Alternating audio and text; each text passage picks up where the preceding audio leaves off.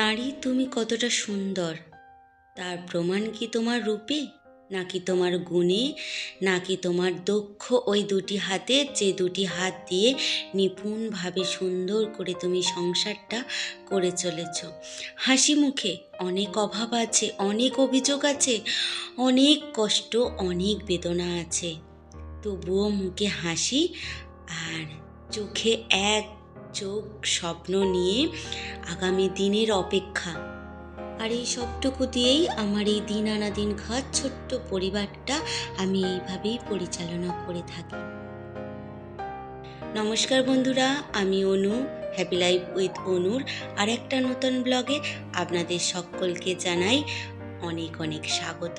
সকালটা অনেক আগেই হয়ে গেছে, চা করে নিচ্ছিলাম, সাথে বিস্কিট শেষ হয়ে গেছিলো, তাই ভাবলাম একটা প্যাকেট থেকে বের করে নিই। তাই অল্প একটুখানি চায়ের সাথে টাটা নিয়ে চলে এলাম আমার এই গাছগুলোর কাছে। এখানে চা খেতে আমার ভীষণ ভালো লাগে, তাই ভাবলাম আমার বন্ধুদের সাথেও এই স্বাদটা একটু ভাগাভাগি করে নিই। যে কথা বলছিলাম, নারীর গুণ কি তার রূপে, নাকি তার দক্ষতা সংসারে? আমার মনে হয় দক্ষ হাতে সে যেভাবে সংসার বাইরের কাজ কর্ম করে থাকে, তাতেই নারীর রূপ, তাতেই নারীর সৌন্দর্যতা। আমরা কিন্তু মেয়েরা বেশি ইনকাম হলেও অল্প খরচ করতেই ভীষণ ভালোবাসি, আবার অল্প ইনকাম হলে তার থেকেও কীভাবে বাঁচাতে হয় সেটাও চেষ্টা করি। আসলে সব সময় চেষ্টা চালিয়ে যাই যাতে একটু সাশ্রয় করতে পারি। এই গ্রামে থাকা মানুষটি, যার সংসারের ইনকাম হয়তো শহরে থাকা একটা মানুষের প্রতি মাসে যে মাসে ফ্ল্যাট ভাড়া দেয় সেই টাকার থেকেও কম ইনকাম, তবুও সুখে আছি, দিব্যি আছি, খুব আনন্দে আছি। কিভাবে বলুন তো? আসলে গ্রামে থাকি, কষ্টটা কি সেটা হাড়ে হাড়ে বুঝি আর সেইটা নিয়ে চলতে ভালোবাসি। খাবারের মধ্যেও আমি সকলের মুখে এমন কিছু প্রতিদিন তুলে দেওয়ার চেষ্টা করি যেটা কিন্তু মাছ মাংস ছাড়াও দিব্যি খাওয়া যায়, এতেও কিন্তু সাশ্রয় করা যায়।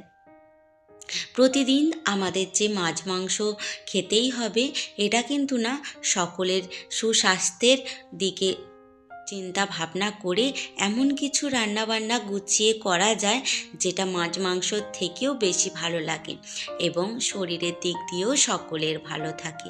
এই যে ফুলকপি ভাজা করে নিলাম, তার সাথে করব মুসুরির ডাল। আজকে মাছ মাংস আমার এই মধ্যবিত্তের লাঞ্চ মেনুতে কিছুই নেই, তবুও এমন কিছু আছে যা দিয়ে তৃপ্তি ভরে একবেলা মধ্যবিত্তে গ্রামে থাকা একটা পরিবারের পেট অনায়াসে চলে যেতে পারে।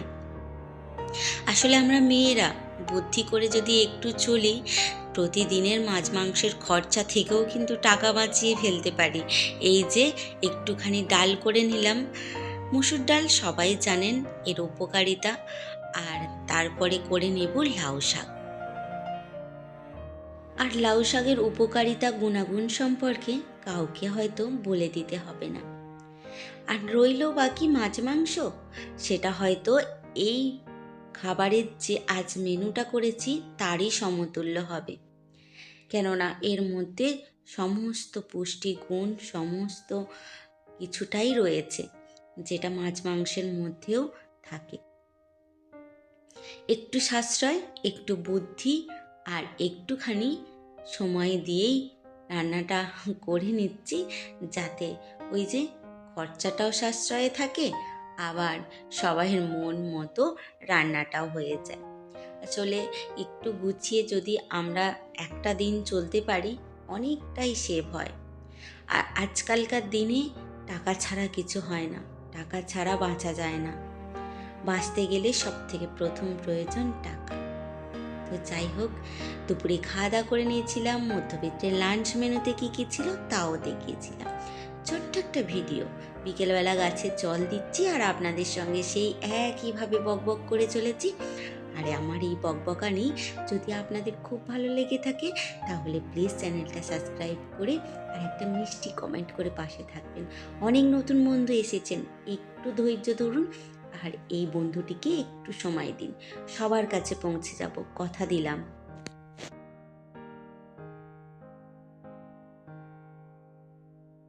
এইভাবেই প্রতিটা দিন একটু বুদ্ধি খাটিয়ে সংসারে রান্নাবান্নার দিকটাও সামলে নিই, যাতে দুটো পয়সা সাশ্রয় হয় আর সকলের শরীরও ভালো থাকে।